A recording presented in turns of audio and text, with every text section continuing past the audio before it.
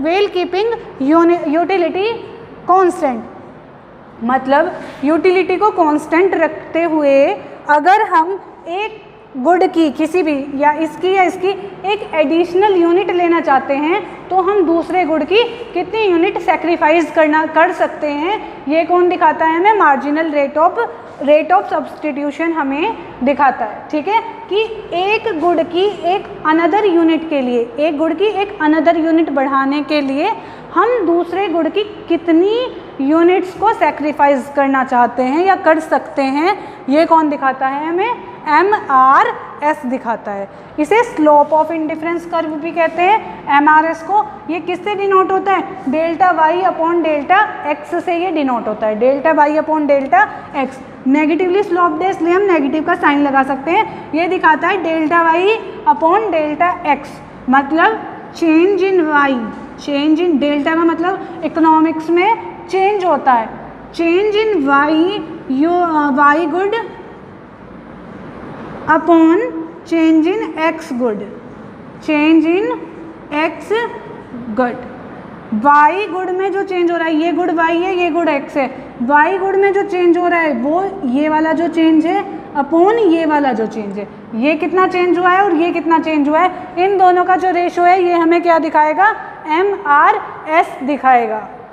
Okay, अब वैसे अगर हम इसे कहें तो हम कहेंगे sacrifice of good Y to gain या for good X, for gaining good X. Good X के लिए हम गुड वाई को कितना सेक्रीफाइस करना चाहते हैं। अब हम देखते हैं इंडिफरेंस कर्व।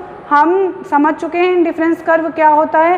ये ग्राफिकल रिप्रेजेंटेशन है टू गुड्स के कॉम्बिनेशन का जिसमें सेम लेवल ऑफ सेटिस्फेक्शन मिलता है। अब इसकी हम कैरेक्टरिस्टिक्स देखते हैं। कैरेक्टरिस्टिक्स होती हैं विशेषताएं।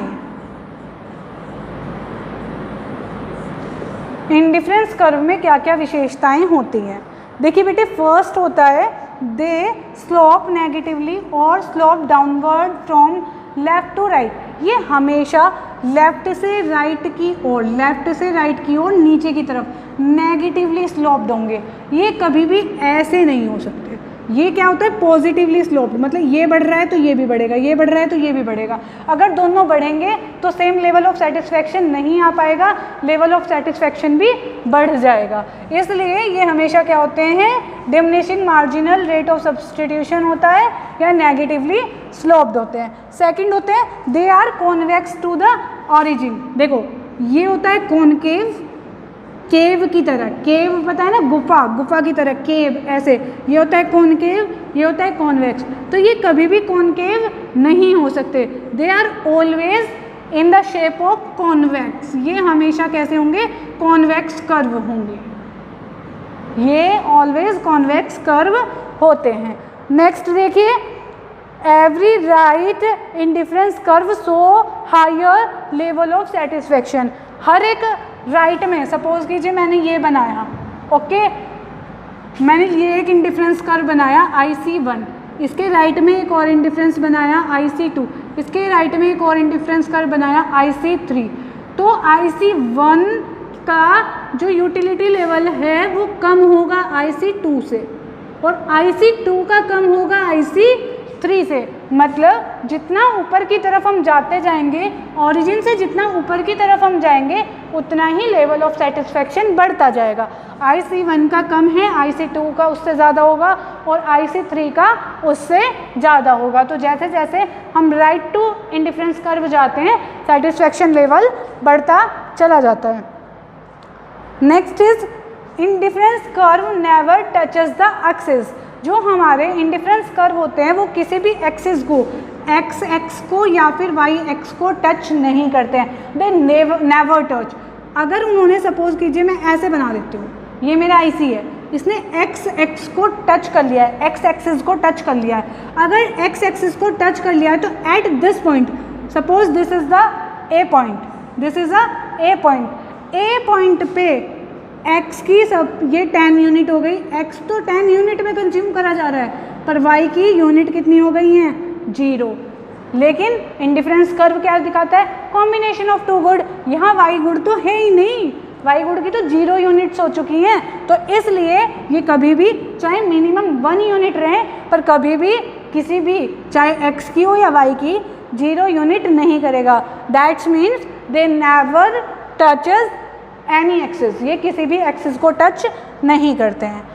Next point is, next characteristic is ICs जो होते हैं difference curve never intersect each other, ये कभी भी एक दूसरे को इंटरसेक्ट नहीं करते हैं। देखो यहाँ पे डायग्राम से समझो, दिस इज IC1 एंड मैंने ये बना दिया IC2, या ऐसे भी नहीं बनाते हैं, this is IC1 and this is IC2, this is IC2, okay, this is IC1 and this is IC2, ये यहाँ पे मिल गए, ओके।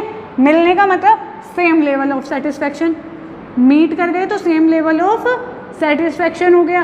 अगर सेम लेवल ऑफ सेटिस्फैक्शन है तो why this curve is going here, this is also भी here, मतलब ये यहाँ ही क्यों जाएगा, ये यहाँ भी तो जा सकता है, क्योंकि सपोज करो यहाँ 10 यूनिट है, यहाँ पे 5 यूनिट सेटिस्फैक्शन था, अगर ये 10 पे मिल गया तो ये वापस 5 वाले पे क्यों जाएगा, ये तो 10 वाले पे ही रह जाएगा। और अगर देखो इधर तो कम था सेटिस्फैक्शन, इधर बढ़ जाएगा। क्या ऐसा हो सकता है कि एक ही इंडिफरेंस कर्व में तो हम सेम लेवल ऑफ सेटिस्फैक्शन ही देख रहे हैं कि एक ही इंडिफरेंस कर्व एक जगह सेटिस्फैक्शन कम दे रहा हो, दूसरी जगह सेटिस्फैक्शन ज़्यादा दे रहा हो, ऐसा दैट कांट बी पॉसिबल। तो ये कभी भी इंटरसेक्ट नहीं करेंगे, एक दूसरे को कभी भी टच नहीं करेंगे। That IC, next point is IC is not necessarily parallel to the each other, parallel to each other, ये एक दूसरे के जरूरी नहीं है कि पैरेलल हो, एक दूसरे के पैरेलल होना जरूरी नहीं है। मतलब हमें ये ऐसे ही नहीं बनाने की, पैरेलल का मतलब इक्वल डिस्टेंस, इन दोनों के बीच का हर जगह इक्वल डिस्टेंस रहे, इसका मतलब होता है पैरेलल।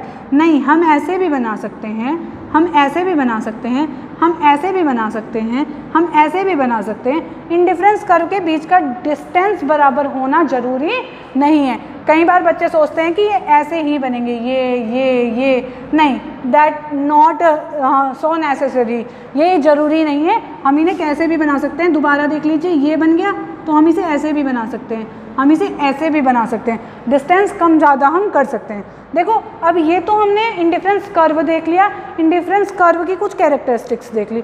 कुछ स्पेशल टाइप के आईसीज भी होते हैं, कुछ स्पेशल टाइप के जो इंडिफरेंस कर्व हैं वो भी होते हैं। कुछ स्पेशल टाइप के इंडिफरेंस कर्व क्या हो सकते हैं, ये हम नेक्स्ट क्लास में देखेंगे। जैसे सर्किल में भी हो जाते हैं और ऐसे भी आएंगे, आपको ऐसे भी, अभी तक तो हम पढ़ रहे हैं सिर्फ इसी शेप के रहेंगे, पर कुछ एजप्शंस हैं जो ऐसे भी आ सकते हैं, गोल सर्किल के रूप में भी आएंगे, ऐसे भी आएंगे, ऐसे भी आएंगे। तो ये इंडिफरेंस कर्व कुछ एजप्शंस हैं जो कुछ ही कंडीशंस में लागू होते हैं। तो ये हम नेक्स्ट क्लास में या नेक्स्ट वीडियो में देखेंगे। Thank you so much guys. अगर समझ में आ रहा है तो आप कंटिन्यू प्रिपरेशन करते रहिए।